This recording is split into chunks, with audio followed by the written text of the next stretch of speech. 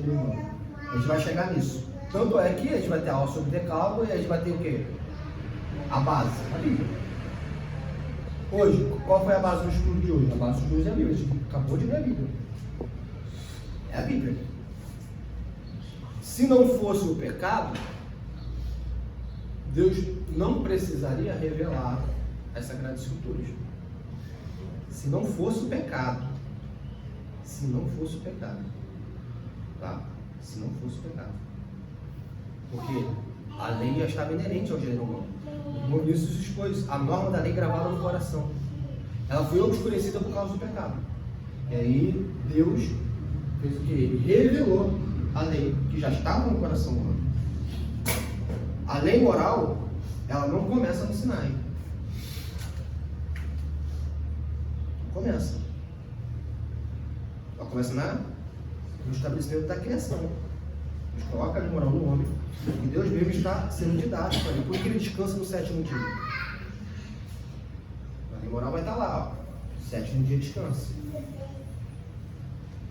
É algo criacional. Bem?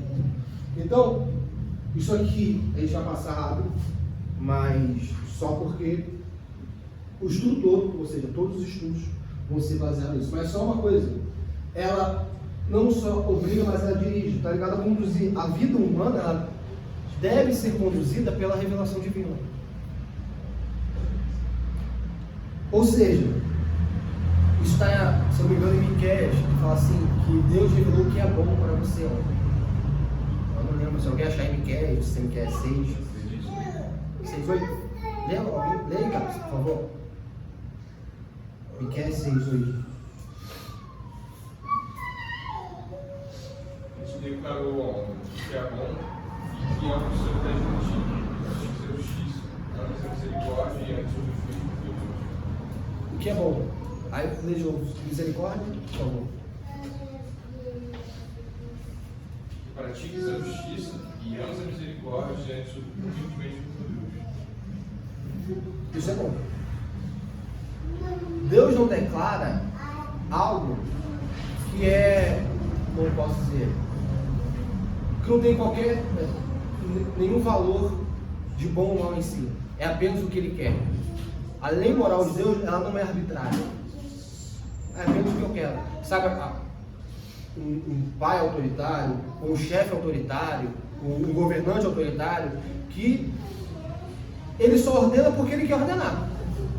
É porque eu disse isso, acabou. Mas isso é bom? Não importa. Obedecer a Deus é bom. Obrigado, Gabriel.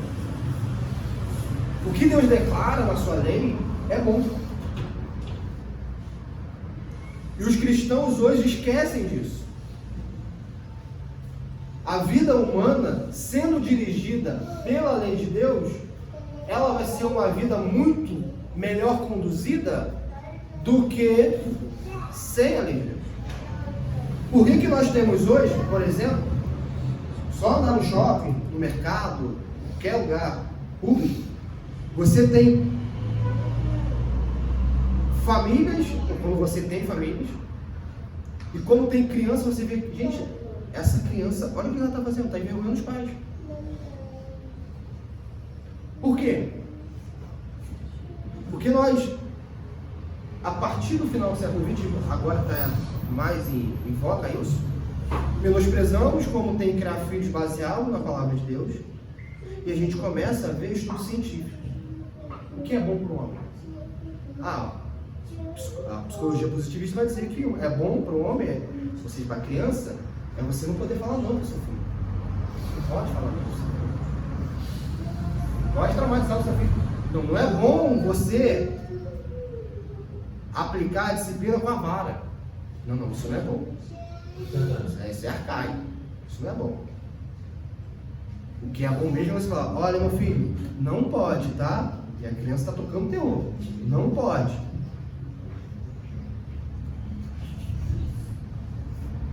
Isso, dentro dos cristãos, é mais difícil acontecer, mas acontece também.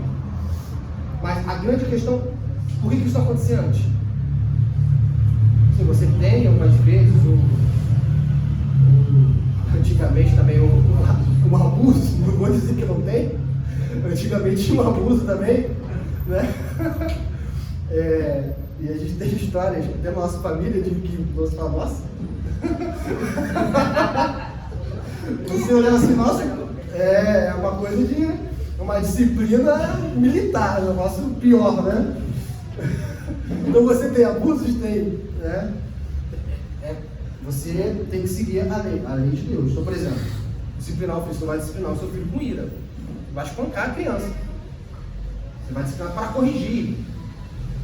Para corrigir. Agora, antigamente, era um negócio que tinha vez que era complicado, né?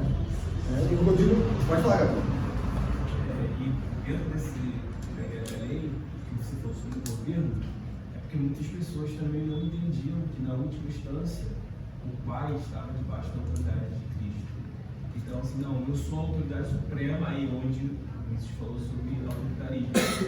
Aí deixava de honrar os filhos e a Deus, esqueciam que os filhos são a herança do Senhor.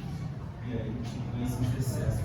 Ou seja, tudo mais esses excessos com a falta do que é correto. Perfeito. Esses dias eu estava no shopping lá, eu estava no intervalo e esse exemplo.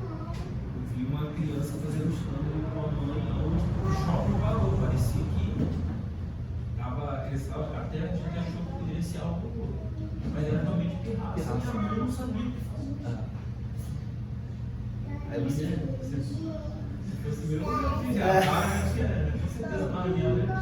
não, meu pai, ele só olhava pra mim.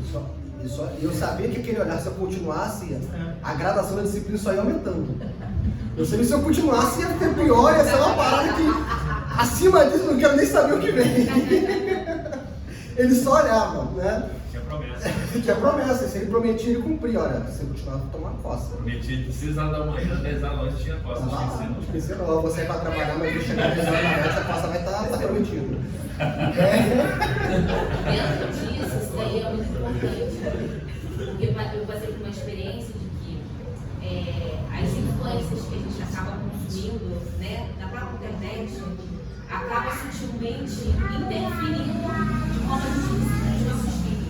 A gente acha que esse filtro, eu uso muito com meus filhos, e eu achava que eu tinha um domínio sobre isso. Principalmente assim, conteúdos católicos que eu consumia, né, que eu achava muito bom, porque são pessoas eruditas, né, que estavam me influenciando. Só que isso estava indo contra a palavra, sobre o uso da vara e tal, de forma, né, não usar com a ira. Eu falei assim, tudo que distor da palavra, se a gente não tomar cuidado com essas coisas sutis, né, do mundo da disciplina positiva, né, e várias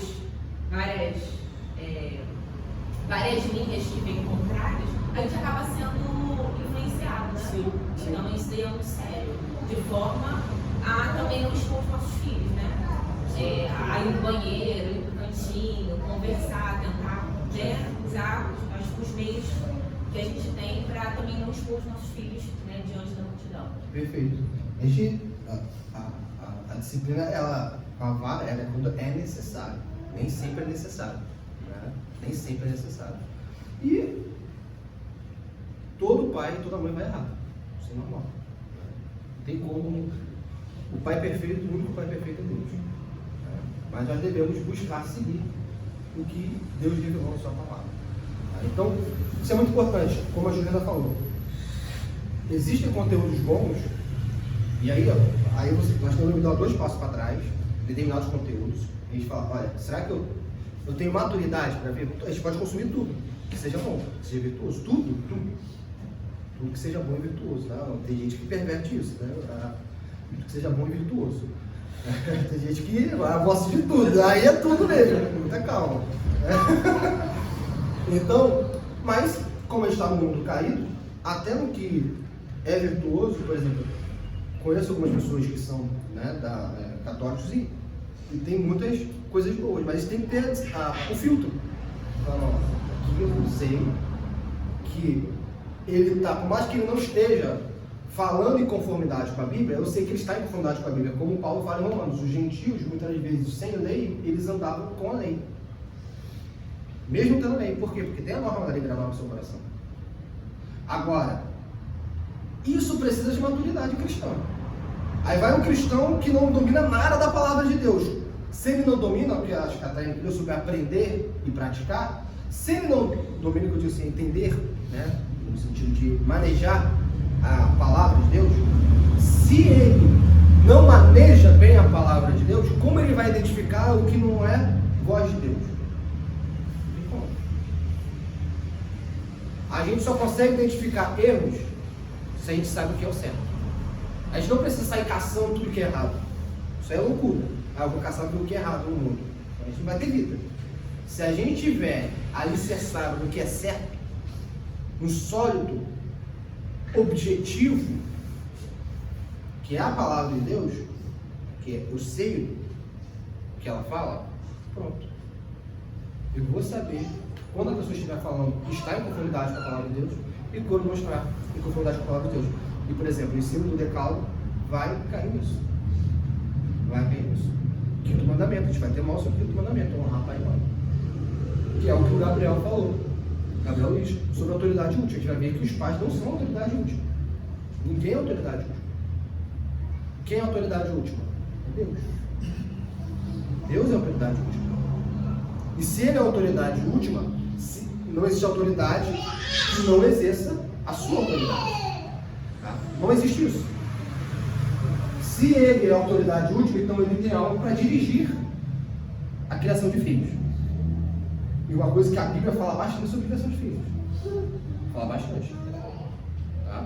Então, quem dirige a criação de filhos, em última instância? Então eu estou falando, meu irmão, eu não estou indo contra estudos científicos, não estou indo contra filosofias, eu estou falando para nós adentrarmos nesse universo, manejando bem a palavra de Deus, para sabermos aquilo que é certo e aquilo que não é certo. Alguém falou aqui, não sei quanto, que a boa ciência, ela está em conformidade com a palavra de Deus. Agora, a má ciência não vai estar em conformidade com a palavra de Deus. Em Números, existe um livro que eu digo para os irmãos, não é um livro cristão, mas não é pagão, né? É um livro assim, objetivo. Como mentir com estatísticas. Eu acho que todo mundo deveria ler isso. É um livro do século, da década de 50, chamado Como Mentir com Estatísticas. E a gente vai ver que nem tudo que aparece no estudo científico é verdadeiro. É possível, e muito bem possível, mentir com um monte de número. E o número que dá esse caráter objetivo é a melhor forma de mentir. Porque parece que é irrefutável. É um número. Tá? Mas é fácil mentir com estatística. Então, um livro que eu digo para os irmãos que para a vida. Falando disso, eu lembrei de uma notícia que eu li ontem. A notícia era que os dois candidatos a presidente dos Estados Unidos estão empatados em países, em estados relevantes. Em nenhum lugar do artigo da notícia colocou o resultado geral. Só falou que eles estão empatados estatisticamente. Como é que é? Empatados quando tem um número. Segundo o Datafolha. Quando tem um número próximo, né? E aí eu achei isso muito interessante. Como é fácil você criar uma notícia e você enviesar ali. É muito fácil. Porque não colocou o resultado geral. É só estados relevantes, não sei quais são, também não colocou ali. E acabou. Estão empatados. O marketing é craque nisso. Final. Hoje tem todo dia. Dos jornais tem todo dia isso aí. O jornal, Instagram também, agora a vibe é você colocar isso aí, né? No início do Reel você bota uma matéria do G1, alguma coisa assim, e as pessoas ficam, não, vou ver esse cara aí no Instagram porque, pô, ele tá fazendo sentido. Né? Aí você vê, por exemplo, um dos exemplos desse livro, ele vai dizer assim, que era um alarmante para aquela época. Ele está trabalhando objetivamente, tá? Ele não está sendo passional. Ele vai dizer assim, uma notícia, número de câncer aumenta. Aí com isso as pessoas começam a, se está aumentando, tem uma causa, vamos achar essa causa? Aí começa, aí alimento tal está aumentando o número de câncer, alimento tal está aumentando o número de câncer. Isso está até hoje, o livro é da década de 50, isso está até hoje. Aí vai falar, está aumentando o número de câncer, por quê? Aí ele vai ver que é porque na época dele tinham mais exames que diagnosticavam o câncer. a medicina estava avançando e estava sendo cada vez mais detalhista. Então aquilo que antes a pessoa morria por causa, sei lá, barriga d'água, era isso. Ela morreu do quê? Barriga d'água. É isso que a pessoa morreu. Não tinha estatística de câncer. Ela não caiu, morreu com câncer. Depois do equipamento lá ser feito, como que aquela pessoa que morria com barriga d'água agora morre? Por causa do câncer tal. Tá? É só um exemplo, tá? E o livro vai mostrar vários exemplos disso, de que é possível medir com estatística. É possível. Então a gente que aí vai parar de comer um monte de coisa, tudo errado. Tá? Tudo é com temperança. Obediência pessoal perfeita e perpétua. Irmão Israel abordou isso. Desde o encerramento da Bíblia, que a revelação da vontade de Deus à raça humana está completada, é imutável e permanece fixa em sua forma até o fim do mundo. A lei moral exige obediência, isto é, requer a sujeição do homem todo, a lei durante toda a sua vida. Por isso, a lei moral de Deus demanda a perfeição absoluta de nossos pensamentos, palavras e obras, bem como do estado ou disposição do nosso coração, por toda a nossa vida, sem que deixemos de cumprir por um instante sequer. Tá? Grave isso que eu vou dar uma perguntinha sobre isso. Irmão já abordou, eu vou pular. Tá? Retidão e santidade. Embora os termos santidade e retidão sobreponham-se até certo ponto, pode-se dizer que deveres de santidade são, em sentido restrito, deveres religiosos, e que deveres de retidão são também, em sentido restrito, deveres morais. Por exemplo, a oração e a leitura da Bíblia são deveres de santidade. Trabalhar diligentemente os 6 dias da semana, fugir da ignorância, é um dever de retidão. Aqui é no sentido restrito, tá? Não está ligado que é no sentido amplo. A gente não é só santo quando a gente está no nosso quarto orando. A gente é santo quando está trabalhando também. Mas no sentido restrito, o que está querendo dizer? Que o catecismo está querendo distinguir duas coisas. Ele está querendo distinguir o que é reto. Ou seja, o que é reto, até mesmo o ímpio pratica. Não ser indolente no trabalho, é só cristão que não é indolente no trabalho? Ou existem pessoas ímpias que são muito comprometidos com seus empregos? Existe. Então, o catecismo está distinguindo. Então, isso aqui não é dessa distinção restrita. Isso aqui é algo que não está condizente apenas com o cristão. Não é só o cristão que cumpre suas tarefas. De maneira, por exemplo, a criar bem os filhos. Eu vou te falar aqui, criar bem os filhos. É possível um ímpio criar bem os filhos? É possível. É possível, Jesus. É possível. Por que não? Dever de retidão. Ainda mais na nossa sociedade ocidental, que a pessoa, ela, querendo ou não, ela está lutando na fé cristã, ela tem influência cristã? Ela tem? É possível. É muito bem possível isso. Tá? Casamento, a gente vê que é um dever de retidão. Agora, religioso é aquilo que é específico aos cristãos, aos crentes. Oração, você não vai ver o ímpio orando. Não deveria. Orando no sentido pleno da palavra. O que é oração? Tá? Você não vai ver um ímpio fazendo todo, por exemplo, um ímpio indo para o culto dominicalmente. O não faz isso. Nós fazemos, isso aqui é um dever de santidade. Então, é essa a distinção, retidão e santidade. Agora, amanhã segunda. O ímpio e o cristão, se eu trabalhar 8 horas da manhã, eu vou chegar às 8 horas da manhã. É bom, é reto. Isso aí não é exclusivo aos cristãos serem diligentes. Tem alguma dúvida quanto a isso? Não? Então, para a gente seguir para a pergunta, o primeiro pacto da vida e morte. O primeiro pacto feito com o homem era um pacto de obras. Nesse pacto foi a vida prometida a Adão e nele a sua posteridade, sob a condição de perfeita obediência pessoal. Ok. Então, pergunta, meus irmãos. É possível obter a vida eterna? É possível obter a vida eterna de outra maneira, se não pelo cumprimento da lei moral de Deus? É possível? Sim. Pela fé. Mas por que pela fé? Essa é a resposta Esse é o centro da resposta. O cumprimento ainda está ali. O quê? O cumprimento ainda está ali. Isso aí. Não por nós. Porque, assim, eu vou ler o Gerardo Foz, mas, assim, se Cristo não cumpre a lei,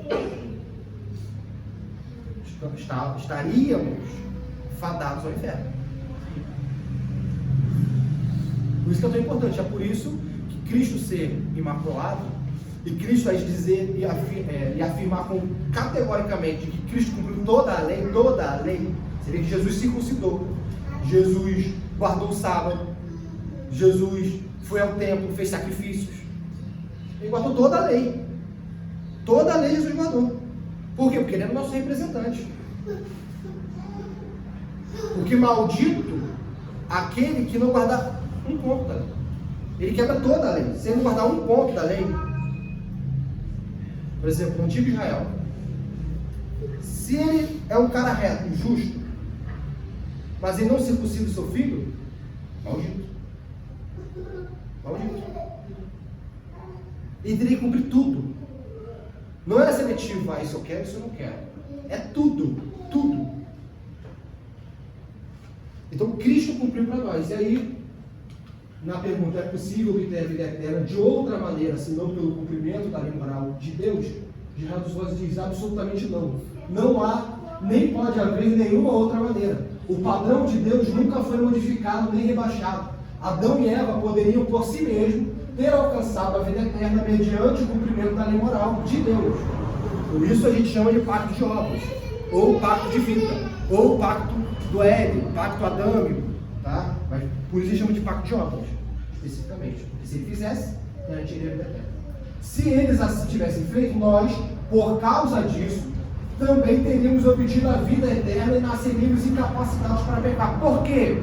Porque Adão era o nosso representante. A gente viu isso em Romanos 5, versículo 12, versículo 14. Nós nascemos pecadores. Nós não somos pecadores porque pecamos. Adão, ele se torna pecador porque pecou. Nós somos pecadores porque somos pecadores. E aí pecamos. O nosso pecado deriva do nosso estado. Não tem como um pecador não pecar. Não tem como. Por que eu sou pecador? Porque eu peco não, porque é o meu estado. Eu sou totalmente depravado. Por quê? Por causa de Adão, meu representante. Ele pecou, se tornou pecador e passou isso a todos. Passou isso a todos. Isso é o que a gente viu, da representação. Adão ou Cristo. Existem dois homens importantes na história da humanidade. Quais são os dois homens mais importantes da história da humanidade? Adão e Cristo. Adão e Cristo. Um é morte, o outro é vida. Nós nascemos naturalmente em quem? Em Adão. Eu não tenho resposta ainda. Eu tenho a resposta. É porque eu acho que a pergunta ficou um pouco confusa, porque você também deixou uma deixa na fala sobre a importância. Você começou falando, ó, é importante saber que a gente não cumpre a lei para ser salvo. Então, quando fez a pergunta, eu entendi mais ou menos que você sim, pelo mérito de Cristo, entendeu? Então, a grande questão é, vamos lá. Ele não levou em si. De 0 a 10, 0,3. Por quê? É domingo. Por quê? É porque, assim, a pergunta, vamos voltar à pergunta, é possível obter a vida eterna, de outra maneira, senão pelo cumprimento da lei moral de Deus? Então, a resposta de toda a pergunta, ela deve começar pela própria pergunta. Então, se isso aqui fosse uma questão dissertativa, tá? Para cumprir a lei moral de Deus, ou seja, a resposta ela está envolvida na lei ainda. A resposta tem que estar envolvida na lei. Ou não, Deus não requer mais o cumprimento da lei, ou seja, Deus agora não se importa mais com o seu alto padrão moral, ou sim, Deus ainda se importa com a sua lei. É uma dessas duas questões, dessas duas respostas. A fé, ela vai entrar na resposta que leva à lei.